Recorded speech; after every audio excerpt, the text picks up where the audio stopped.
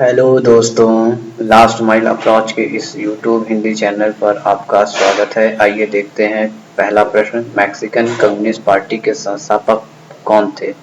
Who was the founder of the Mexican Communist Party? Option A Lala Hardayal, option B Bhimrao Ramji Ambedkar, option C Manvendra Nath Roy, option D Subhash Chandra Bose. और इसका सही विकल्प है option C M.N.. Roy या मानवेंद्र नाथ राय Mexican Communist party के संस्थापक थे।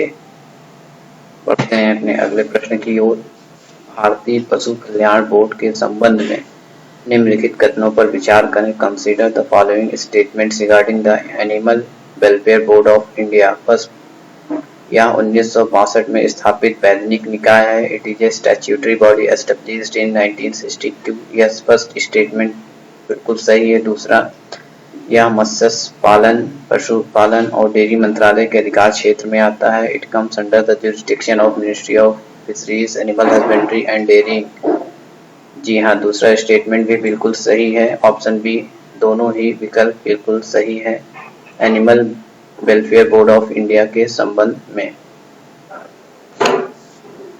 बढ़ते हैं अपने अगले प्रश्न की ओर। साथी लघु उद्योगों की मदद के लिए कुशल कपड़ा प्रौद्योगिकियों का सतत और त्वरित अंगीकरण पहल किसके द्वारा शुरू की गई थी? SAATHI sustainable and accelerated adoption of efficient textile technologies to help small industries initiative was launched by option A ministry of finance, option B ministry of education, option C ministry of micro and small medium industry, option D ministry of textile.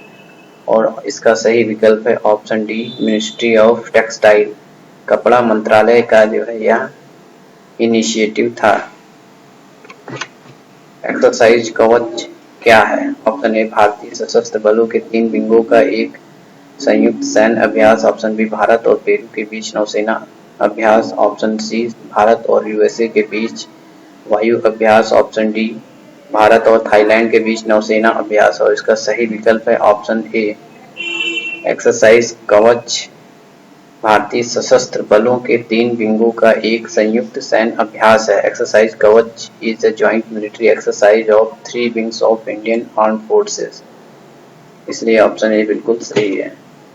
पांचवा प्रश्न, राज्यों में विधान परिषदों के उन्मूलन या निर्माण का उल्लेख किस अनुच्छेद के तहत किया गया है?